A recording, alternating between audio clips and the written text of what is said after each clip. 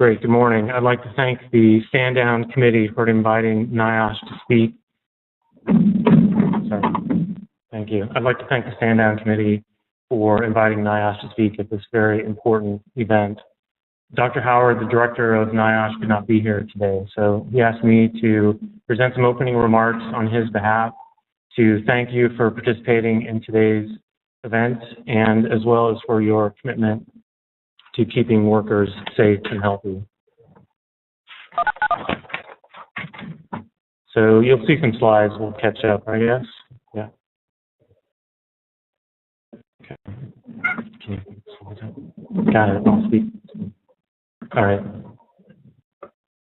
So while those are coming up, I'd like to review some data for you. First of all, according to the Bureau of Labor Statistics, on average, over 100 oil and gas extraction workers are killed on the job each year. That's one death every 3.5 days.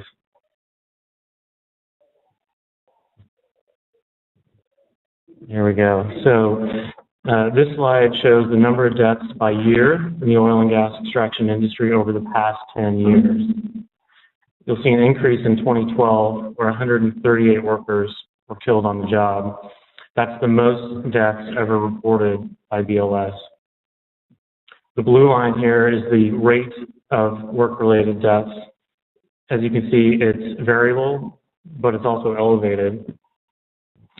When you compare that rate to the rate for all U.S. workers, the gray line at the bottom, overall the death rate in this industry is 7 times higher than the rate for all workers.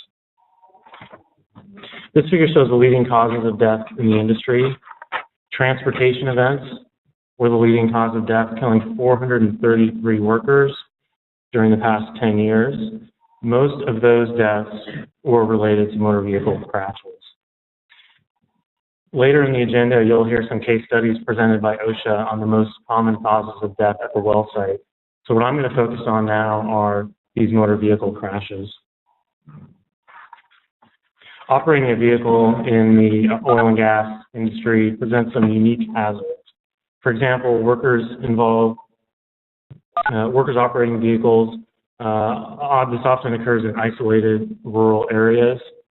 Workers have to travel long distance to get to a well site. And gravel roads like the one you see here in this picture often lack many of the safety features found on highways. Things like lighting, divided roadways, shoulders, rumble strips, and guardrails. Perhaps the most important factor contributing to these motor vehicle deaths is the failure to wear a seatbelt. This chart shows seatbelt use during fatal motor vehicle crashes in the oil and gas extraction industry.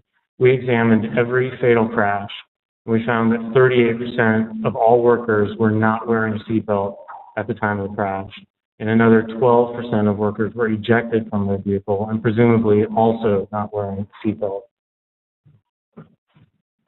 So at least half of the workers killed in these fatal crashes were not wearing a seatbelt at the time of the crash.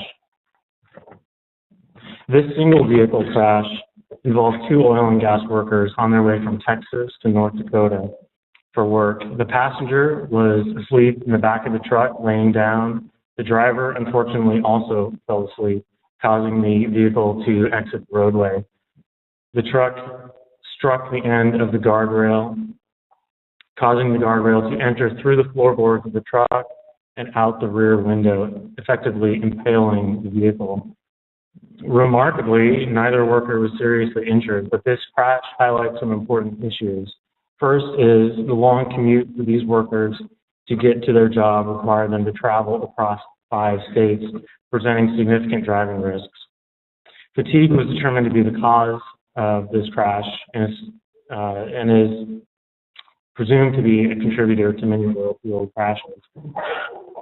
If the truck had not crashed, if the driver had not fallen asleep, he would have perhaps arrived at his job fatigued and then potentially putting himself and his coworkers at risk of an on-the-job injury or fatality.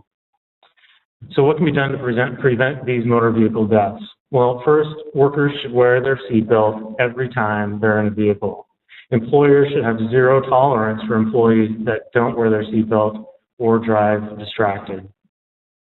Employers should avoid requiring workers to drive irregular hours or to extend their workday far beyond their normal work hours as a result of driving responsibilities. And finally, employers should empower drivers, much like they do other workers, to stop the job, or in this case, stop their vehicle,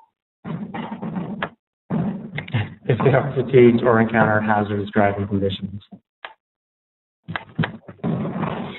So earlier I mentioned there was an increase in deaths in 2012. Most of that increase was a result of deaths in three categories.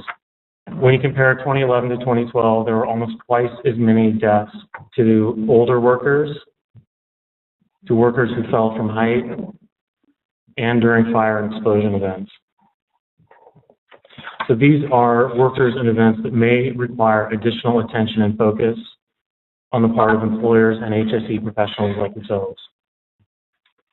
In addition to focusing on deaths in the industry, NIOSH is also involved in partnering with industry to conduct research to identify chemical hazards to workers. The first hazard that we identified were exposures to respirable crystalline silica during hydraulic fracturing operations.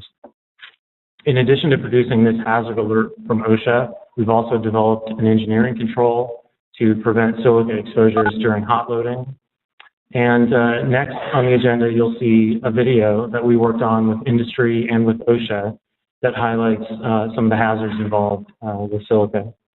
Our industrial hygienists continue to partner with industry to identify and control additional chemical hazards at oil and gas work sites. The primary mechanism that we use at NIOSH to partner with industry is the National Occupational Research Agenda, or NORA, Oil and Gas Extraction Council. This council began in 2008 and includes members from operators, drilling contractors, well servicing companies, trade associations, universities, and government. We're currently working on several initiatives. One is with OSHA to improve the collection and reporting of fatality data and getting that information out to folks like yourselves that can help protect workers and prevent future injuries and fatalities. We continue to investigate safety and health hazards to workers, and we're also implementing and evaluating safety and health solutions. Information about this council can be found at the link here. Again, I'd like to thank the Stand Down organizers for this opportunity to share this information with industry. I've included my contact information here and would ask you to direct any questions and comments to my email or telephone. Thank you very much for your time and attention.